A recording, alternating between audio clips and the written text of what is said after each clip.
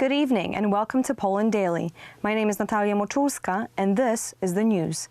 The 37th day of war in Ukraine has passed.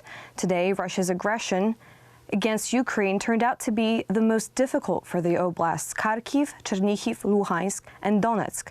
The Russian forces are mainly focused on the offensive operation in the east of the country. Ukrainian troops have liberated 30 towns so far. In the Mykolaiv Oblast, the death toll increased to 24. In the meantime, the Russian city of Belgorod suffered a huge fire, which resulted in the burning of 8 fuel tanks. The Russians say that the fire was caused by a missile attack carried out by Ukraine. The authorities in Kiev have not commented on these reports. According to the Ukrinform agency, despite the difficulties, the Ukrainian army is taking effective offensive actions in many directions and repelling the enemy, including Makariv and Irpin, are already under the control of Ukrainian forces. In the liberated areas, mines are currently being removed. Yesterday there was a shooting, a lot of shooting, mostly by tanks. What can I say? This is war. It was scary. I was very scared when the Russians came to see what was happening. I thought they were going to shoot us. The whole family is buried there. They were Russians. The family was hit by a bullet. A 12-year-old child, a woman, and a man. I don't know exactly who it was. They were killed, burned alive right in front of this place on the road. Once they understood that. The shooting intensity in Kharkiv, the second largest city in Ukraine, is also decreasing. The Russians destroyed about 1,200 multi-story buildings there. 1/3 of the inhabitants left their homes.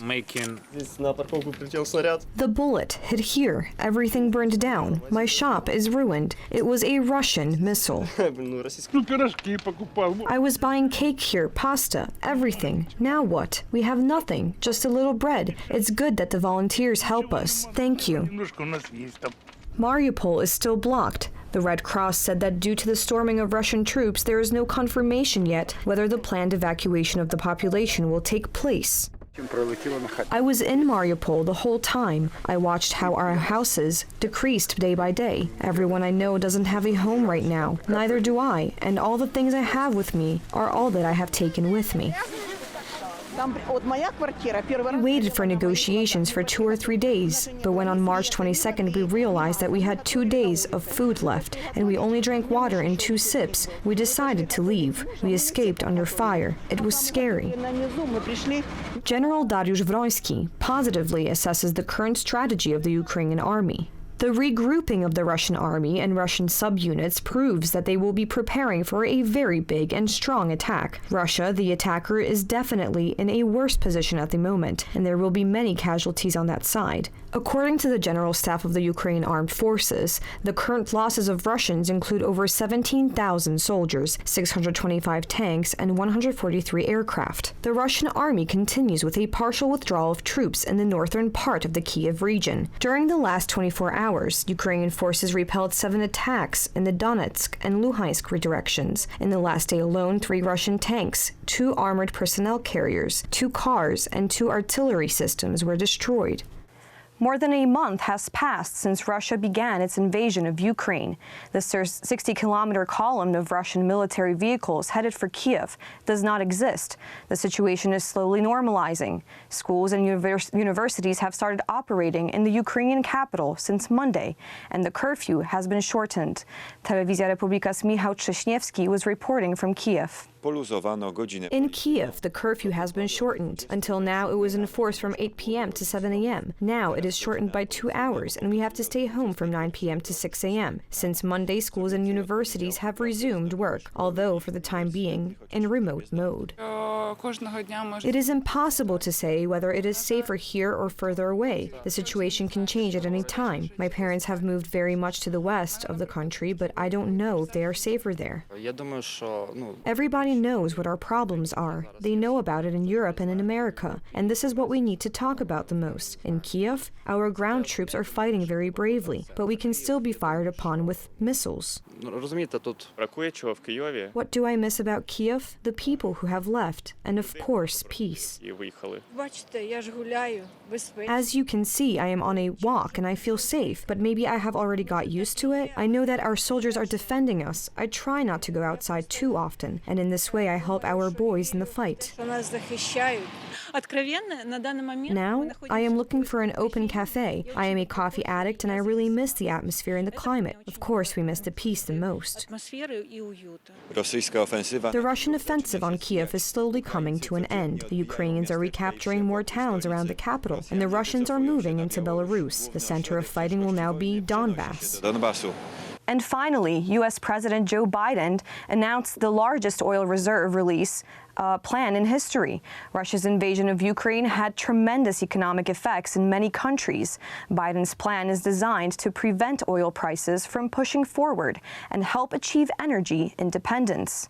U.S. President Joe Biden announced a two-step plan to lower oil prices and achieve energy independence. The U.S. is to release 180 million barrels of oil from its strategic reserve over the next 6 months and force oil companies to increase crude production. Markets did not have to wait long to react. Oil continued to become cheaper throughout the day, even by more than 7%. Washington's initiative comes in response to Russian President Vladimir Putin's signing of a decree on gas trade with so-called unfriendly countries, under which the Kremlin will only accept gas payments in rubles from April 1st. If gas payments are not made, we will consider it a default by buyers, with all the relevant consequences of such a situation. Nobody is selling us anything for free, nor do we intend to do charity work. This is a sign of economic and financial desperation on the part of the Russian Federation. It obviously is going to be up to our European partners to determine what's in their best interest, what's in our collective interests. According to analysts, the release of oil from strategic reserves by the United States and potentially other countries may lead to a quicker end to the conflict in Ukraine, but will not have the expected impact on balancing supply and demand in global markets. It is very likely that this psychological level of $100 per barrel of oil, which is now in force, will be overcome. If this happens, the possibility of further falls will increase very strongly. Intervention in the oil market is not the only action announced by the Joe Biden administration. In the near future, sanctions will be imposed on 120 companies from the arms, aerospace, and naval sectors operating in Russia and Belarus. The companies will be cut off from Western technology. Poland is stepping up efforts to become independent of Russian energy supplies and to block ports for Russian ships. Deputy Prime Minister Jarosław Kaczyński admitted that greater determination from the West is needed to defeat Russia. Ukraine can defend itself militarily, but here greater determination from the West is needed. Ukraine can also be defended in the longer term with sanctions, but only on the condition that these will be really massive, powerful sanctions. Ukrainian Foreign Minister Dmytro Kuleba, during his visit to Poland, met with Prime Minister Mateusz Morawiecki and the speakers of both chambers of the Polish parliament, with whom he discussed the next steps that could stop Russia's aggression. The head of the Ukrainian diplomacy also met with President Andrzej Duda, with whom he discussed further support for Ukraine, both in terms of diplomatic action and humanitarian aid.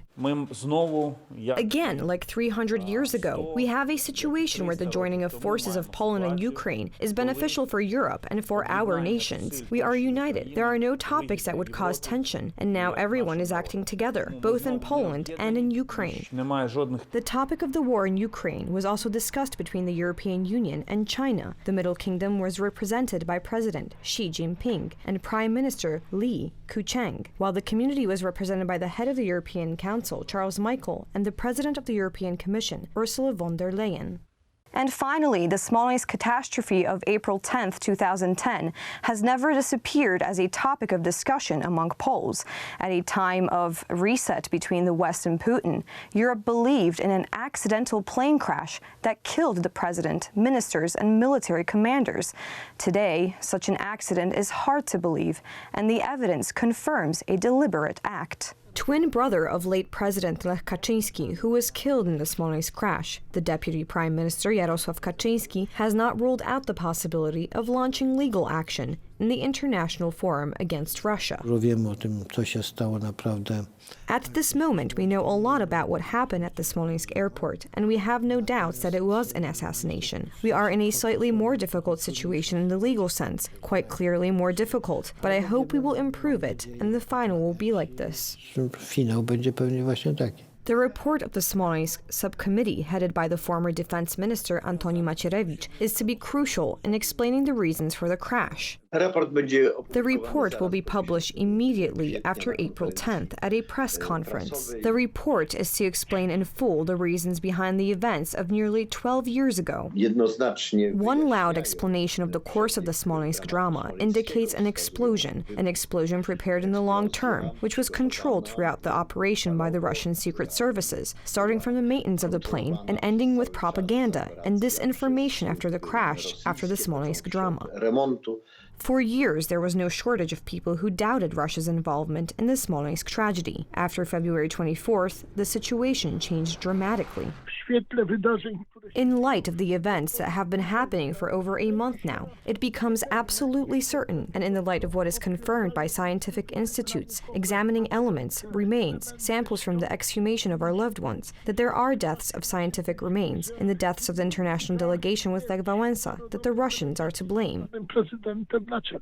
Russian war in Ukraine changes public perception on the Smolensk investigation. On March 20th, Ukrainian officials reported that Russian President Vladimir Putin had personally ordered the assassination of Ukraine President Volodymyr Zelensky. They are not only killing today, they have killed in the past. They hired dozens of paid assassins to kill President Zelensky, the highest command of the Ukrainian state, and they could do it all the more in the case of the Polish state. Today, people understand this. Today, people are finally opening up their eyes. Thank you so much for joining us this evening. Please stay tuned for Poland Daily Weather, Poland Daily Business, and other programs. But for me, it's have a great weekend.